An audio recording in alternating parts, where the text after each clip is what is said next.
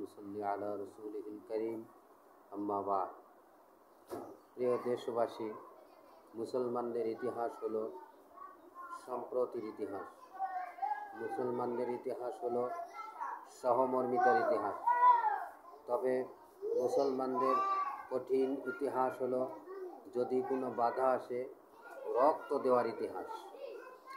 আমরা জানি আমাদের হৃদয়ে রক্তক্ষরণ হচ্ছে এবং আমরা বিশেষভাবে দুঃখ ও বড় আফসোস এবং ব্যথা নিয়ে কথা বলছি যে আজকে যে গাজায় গণহত্যা চলতেছে, ফিলিস্তিনের বুকে যে গণহত্যা চলতেছে, পাপিষ্ঠ কুখ্যাত সন্ত্রাসী ইসরায়েল এবং তার বাহিনী, এই ইসরায়েল যে অত্যাচার জুলুমের স্টিমরোলার চালিয়ে আমার মুসলমান ভাই বোনদের উপরে যে নির্যাতন করছে, এটা কখনো মুসলিম জাতি মেনে নিতে পারে না। আজকে আমি এই কুখ্যাত ইসরায়েলের বিরুদ্ধে আজকে আমার এই প্রতিবাদ। এবং ফিলিস্তিনের মাটি, এটা শুধু ফিলিস্তিন নয়, গোটা মুসলিম জাতির এই মাটি, গোটা মুসলিম জাতির এই অধিকার, গোটা মুসলিম জাতির এই ইমানি দায়িত্ব যে ফিলিস্তিন মা বোন শিশু এবং ভাইদের পাশে দাঁড়ানো এবং তাদের পক্ষে হয়ে ইমানি দায়িত্ব পালন করা। আজকে জাতিসংঘ চুপ করে আছে, জাতিসংঘ কোনো প্রতিবাদ করছে না। জাতিসংঘ, আমরা শুনেছি যে জাতিসংঘের ভিতরে মানবতা আছে, জাতিসংঘ অন্যায়ের প্রতিবাদ করে, এই সব কিছু মিথ্যা। কারণ জাতিসংঘ এটা বেঈমানদের হাতে চলে গেছে। এই জাতিসংঘকে আমাদের কাছে ফিরিয়ে আনতে হবে। আর এই জন্য মুসলমানদেরকে সময় এসেছে ইমানদার ব্যক্তিদেরকে কাফনের কাপড় মাথায় নিয়ে ময়দানে ঝাঁপিয়ে পড়তে হবে। দৃঢ় বিশ্বাস রাখি যে একদিন সমস্ত মুসলিম কান্ট্রি তারা একাত্মতা হয়ে ফিলিস্তিনের মাটিকে জয় করবে ইনশাল্লাহ। পাপিষ্ঠ ইসরায়েলকে পরাজিত করে ফিলিস্তিনের মাটি জয় করবে ইনশাল্লাহ। আমি দেখতে পাচ্ছি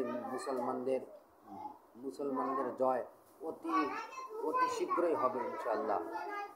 আজকে অনেকেই বলে যে ফিলিস্তিনে গণহত্যা চলতেছে, গাজায় গণহত্যা চলতেছে, তুমি বাংলাদেশ থেকে তার সাপোর্টার নিয়ে কী করবে? তাদের কথার একটি যুক্তি আমি দিতে চাই। বিগত কয়েক বছর পূর্বে আর্জেন্টিনা আর ব্রাজিলের খেলা হয়েছিল। তুমি কেন ব্রাজিলের পক্ষ নিয়েছিলে? তুমি কেন আর্জেন্টিনার গেঞ্জি পরো? তোমাদের পড়ার মধ্যে শয়তানি আছে। কিন্তু আল্লাহ রাব্বুল আলামিনের রসুল জনাবে মুহাম্মদ রাসূলুল্লাহ সাল্লাল্লাহু আলাইহি ওয়াসাল্লাম বলেছেন, আল মুসলিমু আকুল মুসলিমি।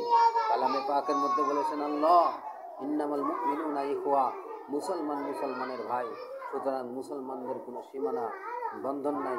মুসলমান আর এক মুসলমানের ব্যথায় ব্যথিত হবে। শরীরের একটি অঙ্গ যেমন ব্যথা হইলে সমস্ত শরীরের সমস্ত শরীর গোটা দেহ তার ব্যথা অনুভব করে, তেমনি কোনো মুসলমান নির্যাতিত হলে আমাদের সকল ইমানদার ব্যক্তির, সকল মুসলমানদের এটা দায়িত্ব তার প্রতিবাদ করা। যে যেখান থেকে যেভাবেই পারেন, যেভাবে হোক, যে তরিকায় হোক, যে মাধ্যমে হোক, আমরা প্রতিবাদ করবো ইনশাল্লাহ। এবং ফিলিস্তিনদের সাহায্যের হাত আমরা বাড়িয়ে দিব, তাদের পাশে আমরা দাঁড়াবোই ইনশাআল্লাহ। সম্মানিত উপস্থিতি, সম্মানিত দেশবাসী, আমি এটাই জানাতে চাই যে একজন গর্ভবতী মাও এই পাপিষ্ঠ ইসরায়েল তার বাহিনীর হাত থেকে রক্ষা পায়নি। আমার মায়ের পেটের উপরে চাপা দিয়ে আমার মাকে হত্যা করেছে, গুম করছে, খুন করছে, বিল্ডিং চাপা দিয়ে মুসলমানদেরকে হত্যা করছে। তাদের জন্মভূমি থেকে তাদেরকে তাড়িয়ে দেওয়ার জন্য তারা উঠে পড়ে লেগেছে। এজন্য আমাদের পিঠ দেওয়ালের সাথে লেগে গেছে। মুসলমান জাতি, আজকে আর বসে থাকার সময় নেই। এজন্য আমাদেরকে সামনে অগ্রসর হতে হবে। আল্লাহ তাআলা আমাদেরকে ঈমানি সাহস নিয়ে সামনে অগ্রসর হওয়ার তৌফিক দান করুন।